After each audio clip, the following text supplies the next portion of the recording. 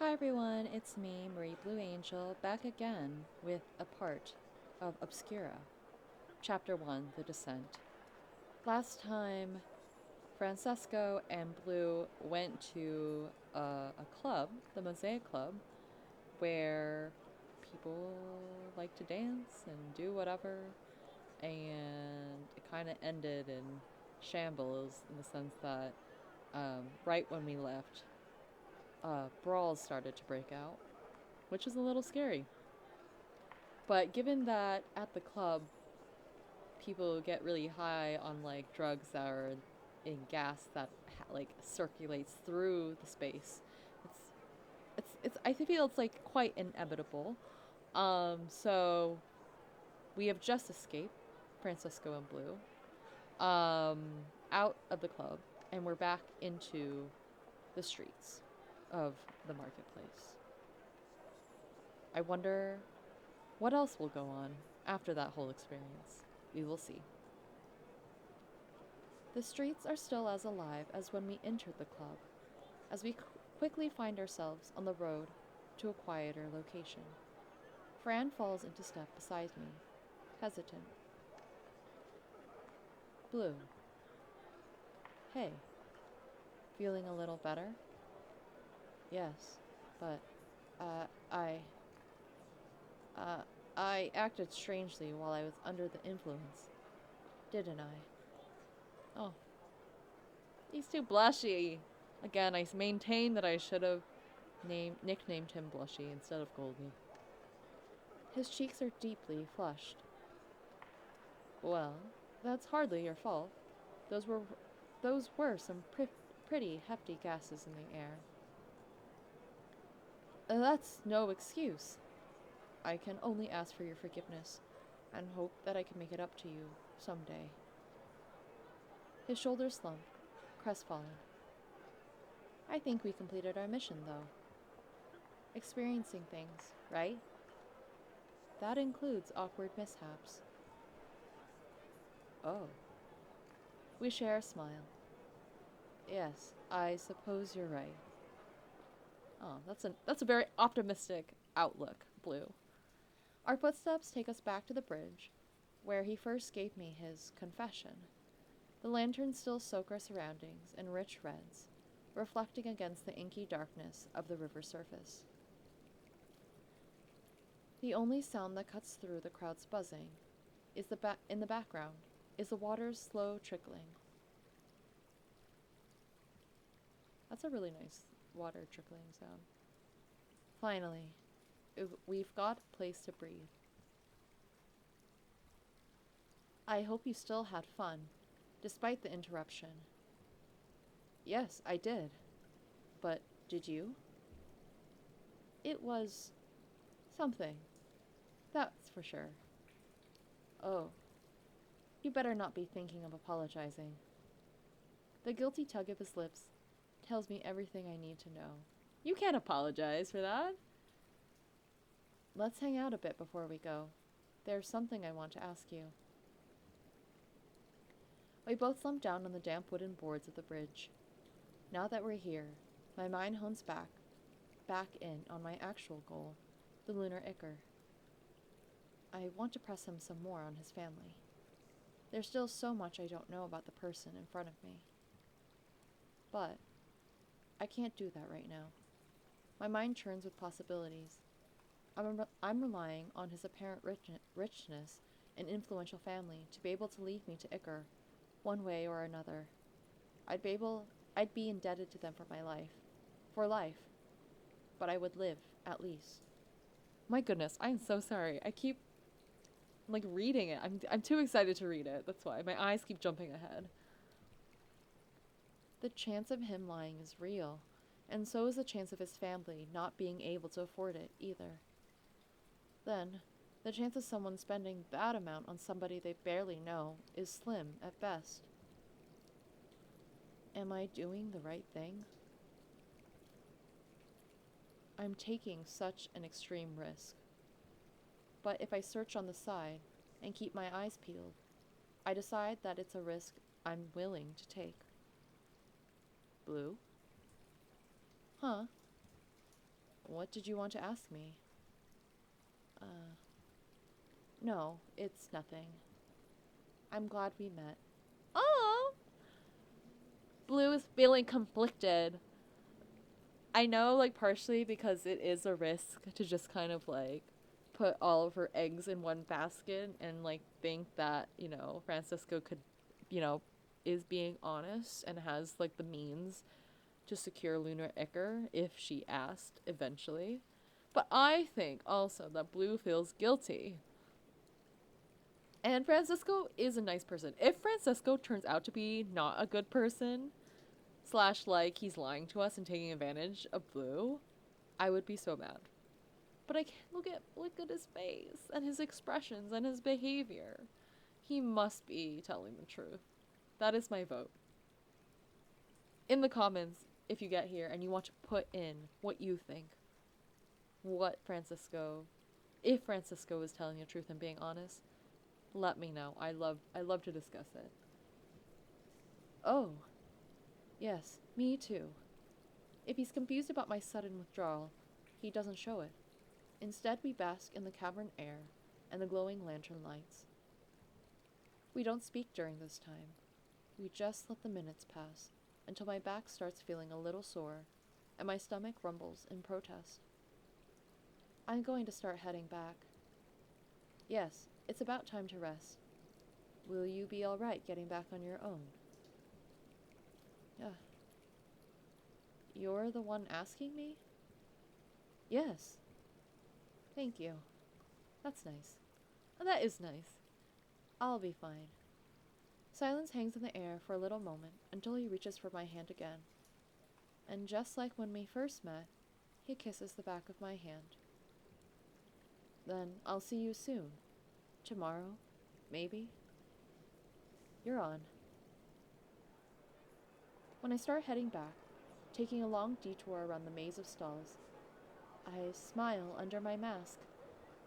I'm tired, but my new friend gives me energy. Oh, the power of friendship is real, and it warms my heart every single time. That's right, Blue. We are making a friend. And the friendship vibes are everything. Enough energy to sweep through the newly arrived merchandise one last time for the day and see if anyone has any new information. It doesn't take long for a creeping discomfort to prickle the back of my neck. What? I speed up a little, but the sensation never leaves. Is someone watching you? When I turn around, I understand why. I'm faced with two people in masks and outfits that I can't help but recognize. His bodyguards. Hello, Blue. I hope you don't mind us taking a bit of your time. After all, you've been spending a lot of time with the young master. The young master? Ah. Is there something I can help you with? Naturally. It's simple, really. We just need you to cease all contact with the young master. What? This is gonna be rough. And why is that? He's an adult. He's free to make his own decisions. You're wrong. You live in two very different worlds, I believe. You may not understand the kinds of responsibilities he has on the surface. So please, do him and us a favor by leaving him alone, yes? I've done nothing wrong. You are getting in the way. Yes, in the way of his important duty.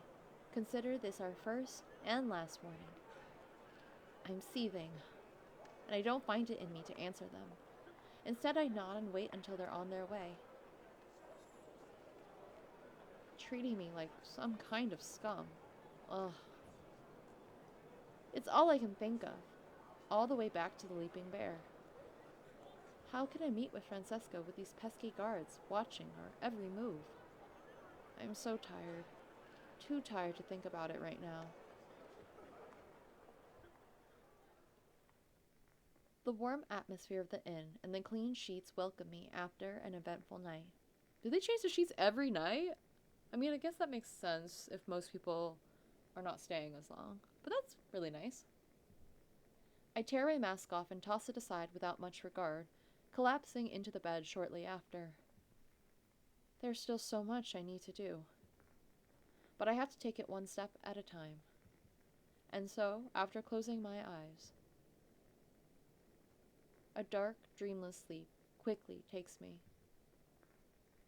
Woo, dreaming, sleeping, regaining energy.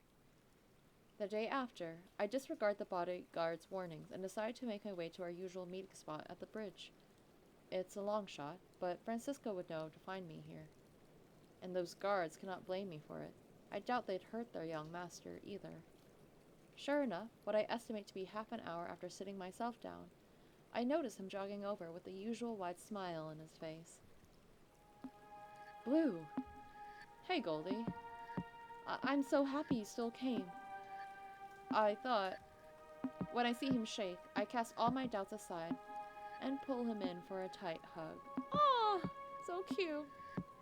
Don't worry, no bodyguard will stop us from seeing each other. Oh, I feel the warmth of his fingers around the back of my head and around my waist. I'm sorry about their patronizing ways. They've always been like that, or as long as I can remember. Don't listen to them, please. Taking orders has never been my forte. We stand in silence, basking in the lantern lights and quiet ambiance.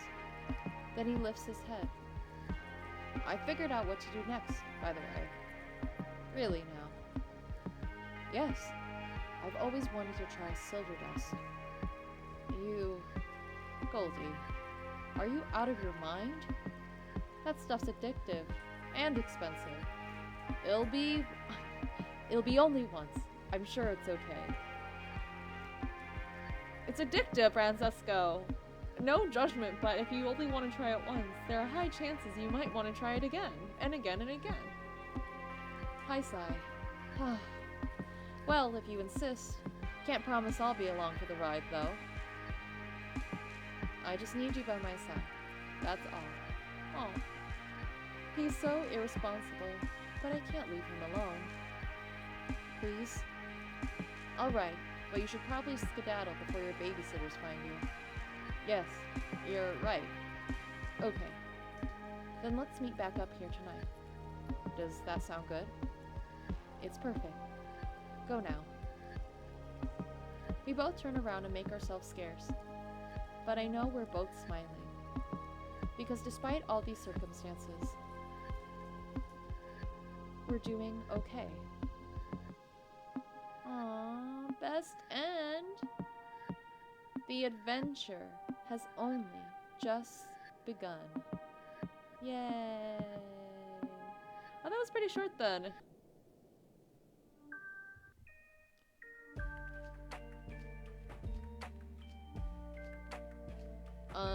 Yeah, that was pretty short. It's because yesterday when I filmed,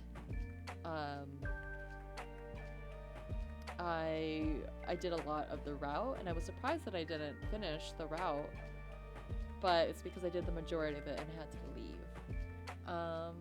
But yes, I'm very happy again to play Obscura. I like Francesco a lot. Francesco's fun.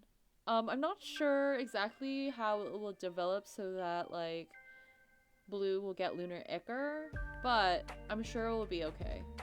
I'm actually a little curious about what the warnings are for Francesco's route, so I'm going to look at it right now.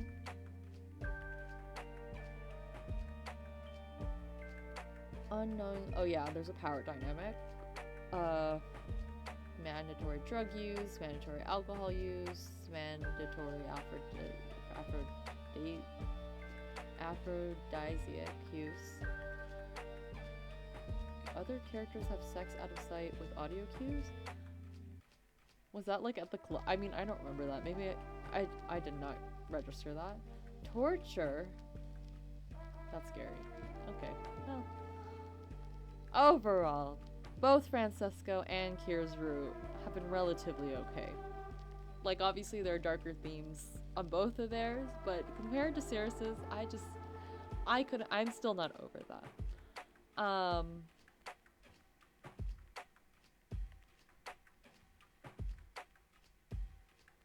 Let's see. You made it home. The adventure's only begun. Okay, that's fun. Okay, cool.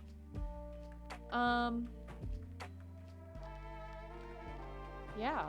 So I'll leave it here. It'll just be a short video. But yeah, Francesco's really fun. I want to know more what will happen with Francesco in the next 2 chapters, and I'm sure it'll be a fantastic time. But yes, thank you so much for watching. Please let me know what you thought of Francesco. And you know, soonish I will complete the next and last route in Obscura, Chapter 1, The Descent.